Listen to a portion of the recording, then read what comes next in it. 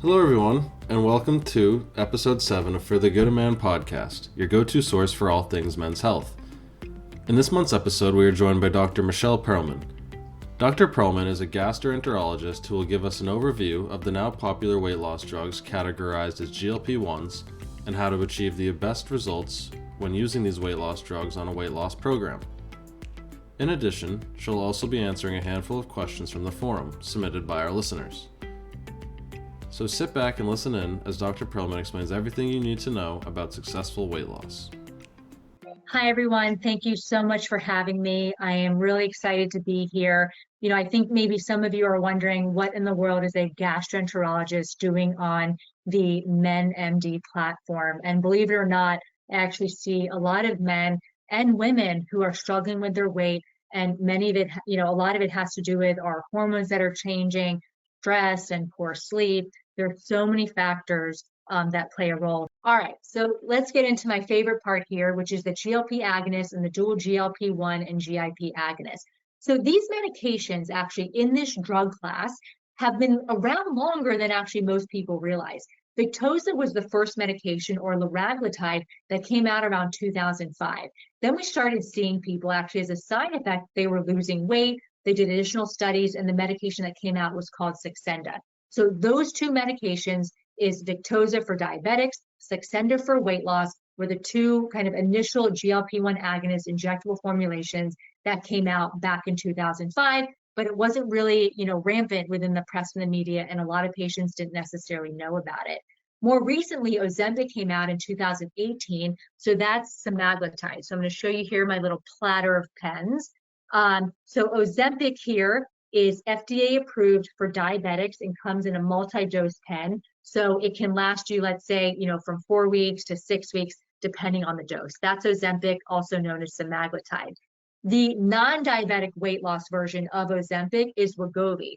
Wegovy is this pen here. It comes in a single dose pen where the box comes with 4 pens. So it's 1 pen per week at a set dose. Again, those are both the exact same medications.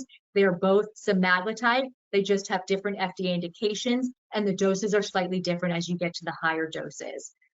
Then, most recently, Mounjaro came out, I believe, a couple of years ago, I think around 2021 as well or so. Mounjaro, again, a single dose pen, that's tirzepatide. This medication, FDA approved for diabetics. And then the non-diabetic version, newest on the market, is your Zepbound. Okay, so Zepbound, again, tirzepatide, single dose pen, that's right here. So they all come in either single dose pens or multi-dose pen delivery systems. Now, again, one is semaglutide, one is tirzepatide. They're both very effective. They all have very similar medications. So although we're hearing all the hype now, medications in this drug class have actually been around for quite long. How do these medications work? They have 1,000,001 mechanisms, many of which we actually don't quite understand yet, but the main ones are actually on the brain.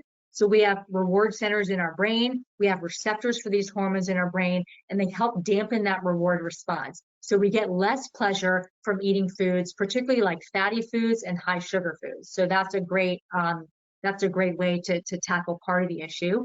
The other thing that it does is these medications are a synthetic version of the hormone our body naturally makes. The problem is that our body breaks our natural hormone, the GLP-1, down pretty damn quick. So with this synthetic version, it stays in our body much longer. So it not only slows down the rate at which our stomach empties, so the food stays in our stomach longer, it also then sends signals back to our brain and gets us full sooner. Okay. So delayed gastric emptying works on the brain, reduces food cravings and reward pathways. Okay, so which are the most common medications out there? So the ones I use in my practice and the ones that are most commonly used with weight management practices would be semaglutide. Ozempic, FDA approved for diabetics. Wegovy, non-diabetics who are overweight or obese. Tirzepatide, Mounjaro for diabetics. Zepbound for non-diabetics who need to lose weight. Liraglutide, Victoza for diabetics. Saxenda for non-diabetics who need to lose weight. Now, liraglutide just doesn't have as robust weight loss, so it's closer to maybe like 5 or 7% weight loss. The most effective medication on the market currently, FDA approved in the market, is actually the Zepbound, and that's what I use a lot in my practice. So again, how does it work? I just went through the mechanisms. How is it administered? So it depends on the pen delivery system. Typically, the easiest place to do it, it's subcutaneous, so it goes into the fat. Some people will do the arm, but oftentimes you need help doing that because it's really hard to do it yourself. Most people are going to do the belly or the upper thigh. So you have to grab, you'll wipe, let's say you hop in the shower, you wipe it clean, or you can use an alcohol pad and grab a fold of fat. You, depending on the pen delivery system, you would put the needle on the pen, put the needle in. After you've adjusted the dose, you press the button, and then the medication's administered. These needles are very small. They are much smaller than a typical phlebotomy needle. So I think a lot of people are nervous about the medications because it seems like an injectable medication is very drastic. Okay, so this is really just a schematic showing that these medications and these hormones have such profound impacts on most of the organs in our body, whether it's reducing appetite and food intake, increasing satiety. It has kind of total body effects as it pertains to decreasing inflammation. So it goes well beyond just the gut, well beyond just the brain. More and more FDA indications are coming out, which I think is a beautiful thing. Clinical trials going on in the realm of fatty liver and dementia and alcohol abuse. So this field is rapidly, rapidly expanding. And it's a beautiful place to be at this point in time because we finally have options to really help people long term. Okay, so some key points here. These medications, these injectable medications, your second generation medications, helps get you fuller sooner, keeps you fuller longer, allows you to eat less and still feel satisfied, and reduces cravings. Contraindications would be a personal or first-degree family history of medullary thyroid cancer or a very rare endocrine disorder called multiple endocrine neoplasia type 2. Otherwise, these medications are fair game, at least in my practice. I oftentimes use medications more aggressively up front in hopes that I can get people off other medications in the future. All right, so is it too good to be true? Well, there are potential side effects for everything. It doesn't matter what medication or supplement, there are always potential side effects. About 7% of people in the clinical trials had to stop the medication because of a side effect. What are the most common side effects? Well, remember I told you that it's a gut hormone, and a big part of the mechanism is it affects the gut and delayed gastric emptying. And so what happens is that if we eat, let's say, too much, we eat too fast, we eat too late, we eat really fatty food, the fat stays in the stomach longer, then people often have nausea, acid reflux, bloating, vomiting. Some people get diarrhea, some people get constipated. If you were to compare semaglutide versus tirzepatide, or let's say Wegovy versus Zepbound, people tend to actually have less side effects with Zepbound versus Wegovy. So in my patients who have chronic GI issues, they tend to actually do better with the Zepbound formulation. If you experience these symptoms, we obviously want to go back to the drawing board and figure out how can we minimize them. The goal is not to feel sick in order to lose weight. The goal is not for me to give someone a medication to then cause 5 other things and then give them 5 more medications. But we do treat the nausea. We know from the data that the more nausea someone has, it doesn't mean they're more successful with their weight loss. So if you're suffering from that, talk to your provider. We can still give you anti-nausea medications to help you get through it. But oftentimes it's something that we're eating. So we have to go back and say, okay, eat some bland foods right now, cut out some of the fat, don't lie down after eating, try to eat slower, try to eat smaller portions. And then again, we want to treat through it to make sure we kind of get you over that hump. These medications are once weekly injections. So keep in mind, if you're starting a medication for the first time, and then you have a birthday party the next day, you're going on a trip, just be cognizant that if you have side effects, those side effects may linger, anywhere from, let's say, 3 to 7 days. So I wouldn't be starting the medication or increasing a dose before you're doing something new that's out of your routine. So really the goal here is not just to lose weight, it's to minimize side effects and prevent excessive muscle loss. So for me with my patients and really, people who are experts in the field, we know that we are not selling weight loss. We are trying to improve someone's overall health so that 5, 10, 20, 40 years from now, you're at a healthier weight, but most importantly, you feel good and you feel strong and health is not holding you back. But it's the steps we take today that will influence how we live those next 2, 3, 4, 5, 6 decades. So we want to start with, how do we minimize side effects? Eating less, Okay, we can always eat more, but if we're on these medications and we ate too much, we're just not going to feel well. So start with serving yourself about half the portion of your normal portion. Give yourself 20 minutes and then ask yourself, am I satisfied? If you're satisfied, you put the rest of the food away. If you're still hungry, you can always eat more. If you're really full and busting at the seams, you probably ate too much. And then tell yourself your next meal, you're going to cut down on the portions. Always eat the protein first. Protein is the critical piece here to supply your muscles with enough amino acids to maintain muscle. So if you just eat, let's say, a slice of bread and you're full and you have a slice of bread and butter and you're not getting protein, you're going to be too full to eat the protein. You may lose more weight, you're going to lose a lot of muscle and increase your risk of sarcopenia, increased risk of frailty, and weight regain.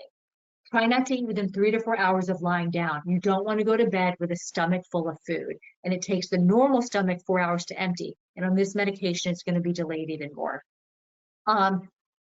If you're struggling to get enough protein, and most people need bare minimum 60 to 80 grams of protein to start, and oftentimes more than that, really try to have your larger meals earlier in the day, and then substitute some of the solid meals with maybe some smoothies, or maybe have some bone broth and add some collagen protein to it. Remember, liquids empty faster than solids. So if you're someone that's struggling to get enough protein on the medication, then liquids can be a better source. But you want to choose options that are not ultra processed. So adding the collagen protein to, let's say, some bone broth or soup or a homemade smoothie, still a much better option than some of these ultra processed protein drinks.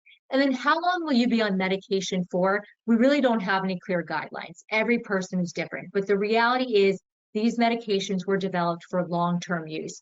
The data shows for people who are on these medications, like Wegovy or Zepbound or others, when we stop them abruptly, around month 2, people start regaining the weight. And when they regain the weight, they're not regaining the muscle that was lost. So if you're going to go on a medication, understand that it's not just something you're going to go on for 1 or 2 months, unless you're having side effects and you don't like it.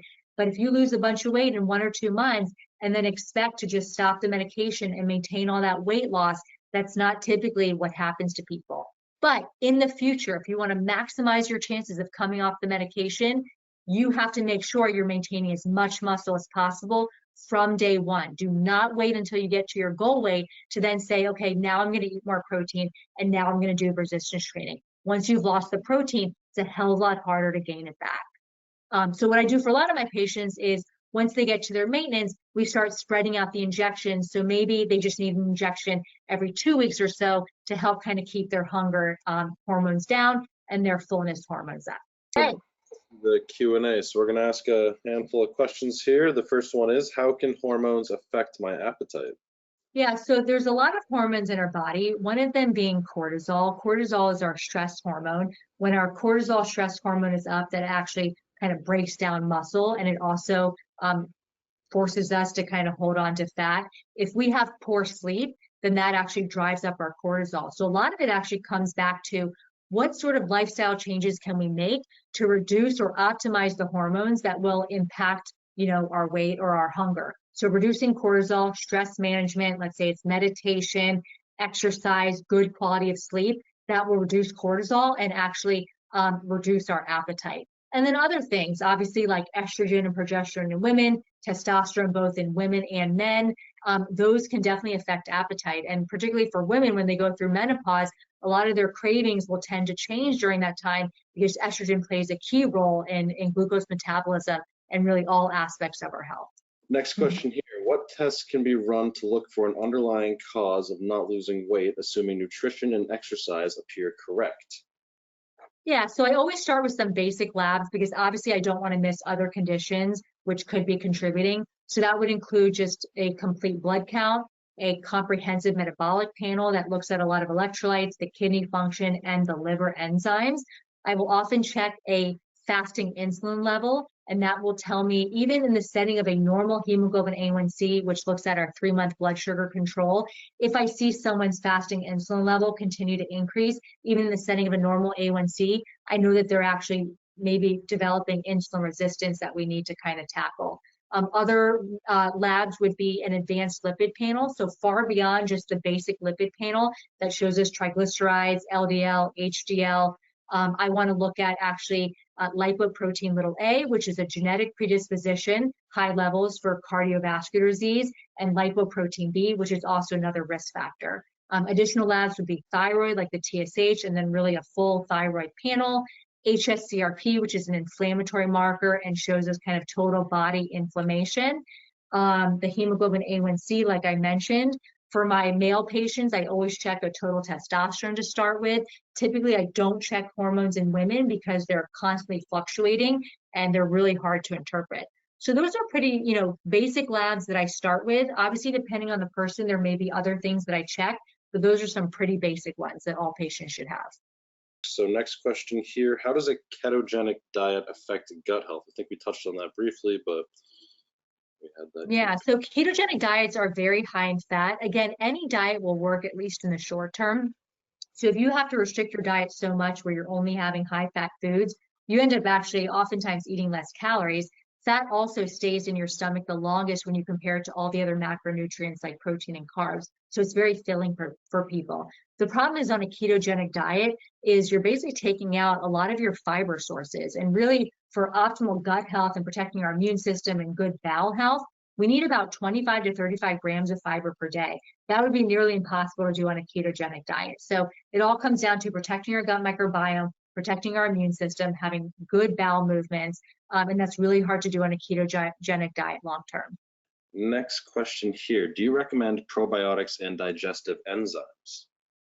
Yeah, so the supplement industry is massive. The problem is that it's unregulated. So a lot of the probiotics out there are made in manufacturing factories that are not regulated, and they actually don't even have viable organisms. And we don't have enough data to say, okay, I have bloating, I need X amount of colony forming units of lactobacillus versus bifidobacteria. So everyone has different conditions, and we don't quite know which bacteria someone needs, how much they need, and whether or not the product actually has a viable probiotic in it. So I actually keep it pretty simple. Probiotics are important, but I try to get my patients to eat them in food, whether it's kimchi or sauerkraut. The Greek yogurt is great. It has like six different strains of probiotics. So that's really where I recommend for patients is trying to get it through food. And that's really beneficial bacteria for our health. And then the other question was, what was the other component? Oh, digestive enzymes. So, unfortunately, a lot of the stuff in our food and ultra processed food has a lot of ingredients our body doesn't recognize. I mentioned earlier the natural flavors has 100 different chemical compounds, including emulsifiers and other things. So a lot of times, when people have digestive issues, it has to do with one of, 50 ingredients that are in the food. So we want to actually go back to the ingredients list and try to minimize some of those foods. And then oftentimes people are going to feel better. So unless someone has like a digestive issue, whether they've had, let's say, a gastric bypass where they need some enzymes, or they have, pancreatic insufficiency, most people, as long as we're paying attention to our diet, we're chewing our food, which allows for proper digestion, most people will not need an added digestive enzyme. Next question here. This person says they have a gluten intolerance and they're wondering if the weight loss meds that we covered tonight happen to be gluten-free. So I'd actually have to check the label. I know for, most pills, they're going to tell you that they're gluten-free. A lot of supplements, you also need to check that. As far as these medications, it doesn't say on the label that it's certified gluten-free, but I'll actually have to check that. But that's a great question. Now, with, if you have celiac disease, it would be paramount that you are gluten-free. In people who, let's say, have an intolerance or a sensitivity, it's not necessarily as important unless you have significant side effects related to it. And the next question here, this person is asking if there are any good cookbooks that you may recommend for someone who is living alone on the weight loss. Okay, perfect. So the nice thing is with the internet, there's a million things that you can find on the internet or social media. The problem is some of it, they kind of claim to be healthy and it's not so healthy. I really like Mary Claire Haber's book, The Galveston Diet. It is an anti-inflammatory diet. It's really geared towards menopausal women, but I think it also applies to really any gender. And there's a lot of great recipes in here that are really focused on whole food, plant-based. Right now I'm looking at a chocolate peanut butter yogurt that has Greek yogurt, peanut butter, cocoa powder, and chia seeds. That sounds delicious. So This is one that I recommend. A lot of really good recipe options in here. And then I think another person actually mentioned one of the questions as well. They asked me if I had read this book. It's Eat to Beat Disease. So it talks about the impact of food on our health, things that we can do to really boost our immunity. And it actually contains a bunch of recipes in here as well. So I would recommend these two books to start with. Again, a lot of stuff on social media. The problem is on social media, I've noticed with a lot of these influencers, is they're promoting a lot of supplements, and a lot of these supplements and protein shakes are ultra processed. Okay, so some take-home points here. It's about making better choices, not perfect ones, starting today. It may be something as simple as swapping out your Starbucks high-sugar drink for a black coffee with Fairlife milk. A simple change like that, again, starting tomorrow. Or swapping out the Yoplait yogurt for the plain Fage that has a lot more protein and probiotics, or a plain cottage cheese, and this one actually has 19 grams of protein. Nutrition and exercise are the foundation. So whether you're just looking for lifestyle changes, medication, endobariatric surgery, or surgery, in order to keep the weight off for good, feel well, do what you want later on in life, and not be restricted by your health, nutrition and exercise is a conscious, daily, consistent effort that has to be implemented. Medications are a phenomenal tool out there to help people. The struggle is finding the provider who has the expertise who can guide you through it. But there are more and more clinics out there that are making it more accessible. The more you can do to educate yourself. So when you go to your provider, you know what the options are, you have your questions ready to go, and advocating for yourself. We're in a time and a place where really this field is rapidly expanding, and it's a beautiful place to be. We'd like to thank you for listening in to this episode of For the Good of Man podcast brought to you by MenMD. We hope you found this exclusive episode to be informative, but please remember, if you have a question of your own that you'd like answered on a future podcast episode, you may submit these questions on menmd.com/podcast. Please be sure to join us next month as we continue the discussion revolving around men's health, this time debunking common men's health myths and misconceptions.